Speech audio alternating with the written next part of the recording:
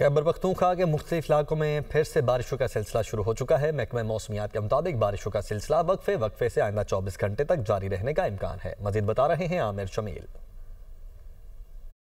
جی بالکل، پشاور سمیت خیبر پختونخوا کے مختلف علاقوں میں بارشوں کا ایک بار پھر نیا سلسلہ شروع ہو چکا ہے۔ پشاور کی اگر بات کریں تو سردی کی یہاں پر پہلی بارش جو ہے وہ ریکارڈ کی گئی ہے۔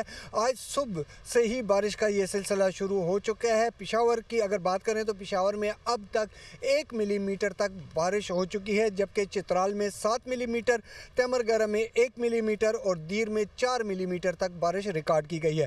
اسی طریقے سے کالام میں 15 ملی میٹر تک بارش جو ہے وہ ریکارڈ کی گئی ہے۔ چترال کے علاقے دروش میں 3 ملی میٹر، جبکہ دیگر علاقوں کی اگر بات کریں جس میں بنو ہے تو بنو میں بھی 1 ملی میٹر، ڈی آئی خان میں 3 ملی میٹر، جبکہ سوات میں 1 ملی میٹر تک بارش ریکارڈ کی گئی ہے۔ اور اسی حوالے سے اگر ہم درجہ حرارت کی بات کریں تو سب سے کم درجہ حرارت جو ہے وہ کالام میں ریکارڈ کیا گیا ہے، جو کہ 0 ڈگری سینٹی گریڈ تک ہے۔ محکمہ موسمیات کا کہنا یہ ہے کہ بارشوں کا یہ سلسلہ اگلے 24 گھنٹوں تک جاری رہنے کا امکان ہے، اور نہ صرف میدانی علاقے بلکہ پہاڑی اور اپر چترال کے جو علاقے ہیں وہاں پر بھی بارشوں کا یہ سلسلہ اگلے 24 گھنٹوں تک جاری رہے گا۔